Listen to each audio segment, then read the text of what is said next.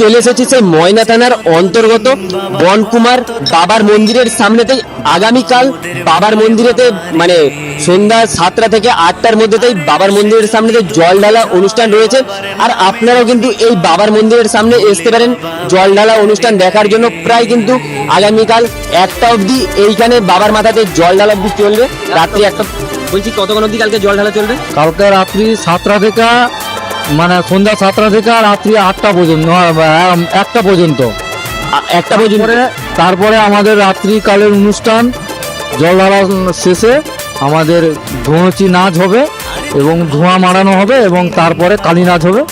কালী নাচের পরে রাত্রে সমাপন। হ্যাঁ, তারপরের দিনে আমাদের শুভ অক্ষয় তৃতীয়া। শুভ অক্ষয় তৃতীয়া আছে বটিঝাপ এবং শিব দুর্গার বিয়ে। তারপরে আমাদের বিকালে চড়ক অনুষ্ঠান।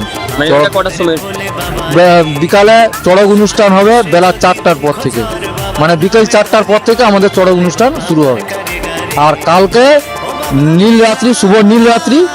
শুভ নীলরাত্রি উপলক্ষে কালকে আমাদের আকর্ষণীয় বাবা রুদ্রেশ্বরের মন্দিরে সন্ধ্যা 7টা থেকে রাত্রি 1টা-1:30টা পর্যন্ত জল ঢালার কাজ হবে। এই তমলুক রূপনারায়ণ নদী থেকে জল এনে বাবার মাথায় ঢালা হবে কালকে সন্ধ্যায়। বলছি আপনাদের এইখানে এই বছর কজন সন্ন্যাস হয়েছে? আমাদের এখানে সন্ন্যাস হয়েছে প্রায় ছেলে এবং মহিলা করে নিয়ে 150, 175, 200 গায়ে। মানে 200 গায়ে প্রায় সন্ন্যাস রয়েছে বাবার। মানে মানতরা আছে বেশিরভাগ। আর আমাদের গ্রামের বাবার রুদ্রেশ্বরের 16 সন্ন্যাসী, আমাদের 25 জন। মানে 16 এবং সাইড ভক্তা এবং 16 ভক্তা নিয়ে আমাদের 25 জন।